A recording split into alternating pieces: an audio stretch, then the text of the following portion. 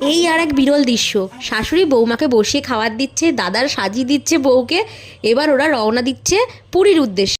ওদেরকে নিয়ে বাড়ির লোক সবাই চিন্তিত যে ওরা দুজন মিলে যাচ্ছে পুরী, আর কেউ নাই বাড়ির, সেটার জন্য সবাই চিন্তিত। তো সবাই মিলে এক জায়গায় বসে আছে আর ওদের দিকেই তাকিয়ে আছে। তো ওদের ট্রেন এবার চলে আসবে, ওরা বন্দে ভারতে করে যাবে। তো ওদের বিশাল শখ ছিল এই ট্রেনটা করে ওরা পুরী যাবে। শখ তো সবার, আমারও আছে। তো কোন দিন মানে ইচ্ছা পূরণ হবে জানি না। ওদের তো ইচ্ছা পূরণ হলো, নিশ্চয়ই ঈশ্বরের ইচ্ছায় আমাদেরও একদিন ইচ্ছাটা পূরণ হবে। তো দাদা ফোন করে বলছিল যে ওই ট্রেনের নাকি ফ্যাসিলিটিটা খুব সুন্দর, খাওয়া দাওয়া জার্নি নাকি ওরা বুঝতে পারেনি, চায়ের কাপটা অবধি নড়ছে না, এত জোর যে ট্রেনটা যাচ্ছে। তো খুব তাড়াতাড়ি ওরা পৌঁছে গেছিলো।